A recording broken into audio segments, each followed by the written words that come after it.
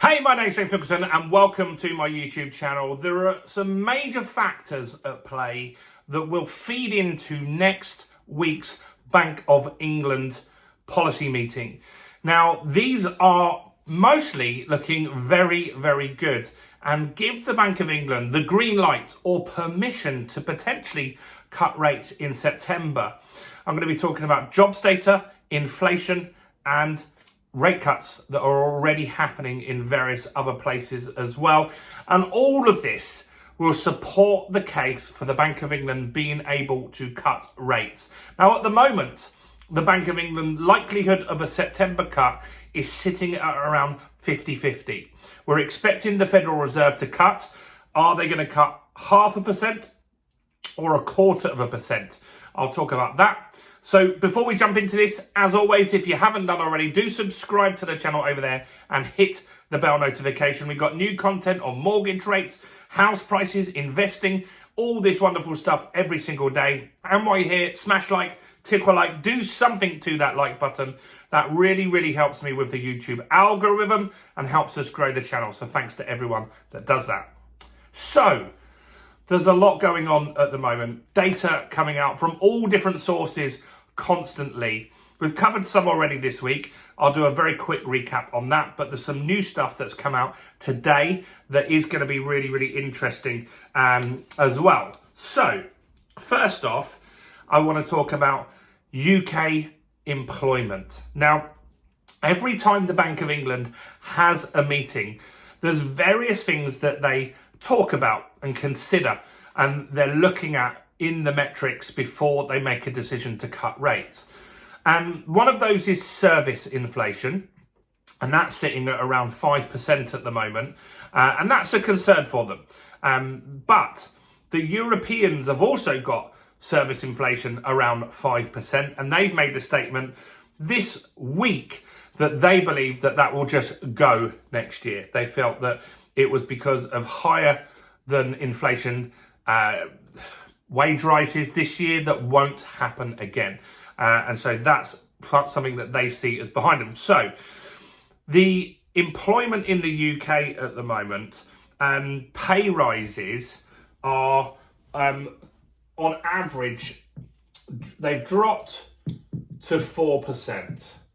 And that's the first time that it's been at that level since November of 2020. Interestingly, in 2020, 4% pay rises seems crazy to me after everything that we were going through that year.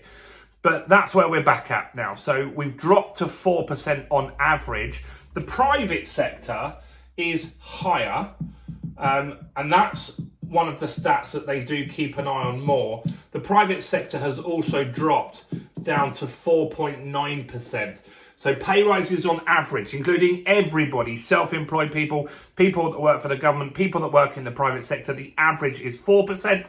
But in the private sector, people that work for businesses, that is at 4.9%. And that is moving down. That's the first time that has been below 5% since 2022, I think April. So that's good.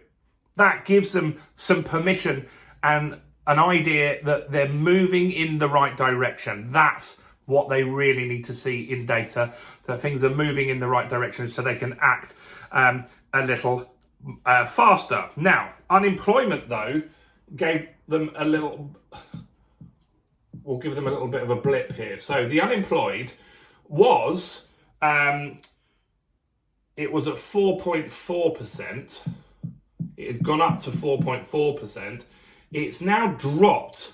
So less people are unemployed. That has been attributed to seasonal stuff. There's more jobs around in the summer.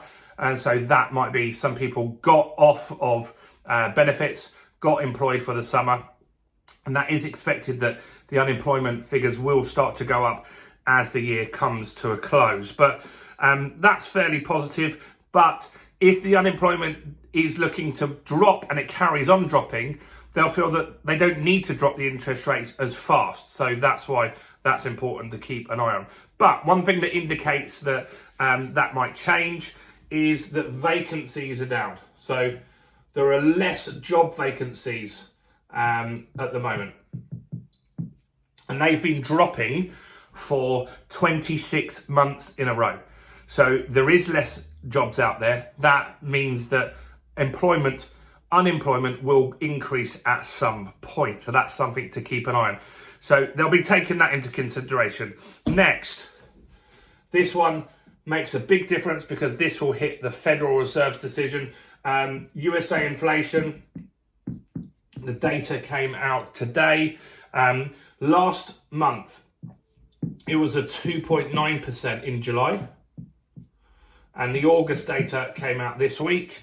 It's had a massive drop to 2.5%. That gives the Fed permission to cut rates. This Federal Reserve meeting this week is literally nailed on that they're going to cut interest rates.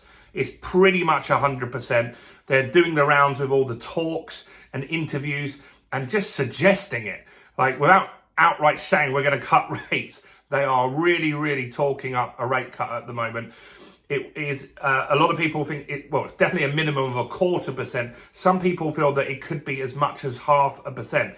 Now, if it's 0.5%, the Federal Reserve, the American Central Bank, cuts by 0.5%, that gives the Bank of England permission, the opportunity to cut their rate by another 0.25% without doing any damage whatsoever. So that is definitely something that's positive for the Bank of England, something we want to keep an eye on as well. And lastly, the ECB, the European Central Bank, this week cut their rates from 3.75% down to 3.5%. So that gives us another window of opportunity and permission to be able to cut rates as well.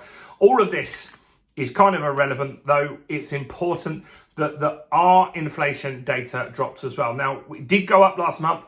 That was expected. It probably might go up a little bit more again because the energy prices have gone up. The energy cap was raised, but that was expected. So they cut rates knowing inflation was going to be going up. And so this is quite good. What's not good is the economic outlook. A lot of people's figures are getting revised downwards now. There's more chance of recessions in Europe, in America, in the UK than we would have had 6 months ago looking forward. Unemployment looks like it's going to go up. That's going to hit a lot of people as well. So while interest rates might come down, that is at the expense of the economy. That is potentially at the expense of people's jobs as well. So if we do go into a recession at some point next year, rate cutting will probably speed up significantly faster to get the economy moving again. Let me know what you think. It's not long now. A big week next week. We've got inflation data. We've got the Bank of England meeting. We've got the American Federal Reserve meeting. Do you think there's going to be some cuts? A lot of good positive signs that gives them permission to do that. But what do you think? Let me know in the comments below. Do like the video, do subscribe. Check out all the other content on the channel, including this video right here.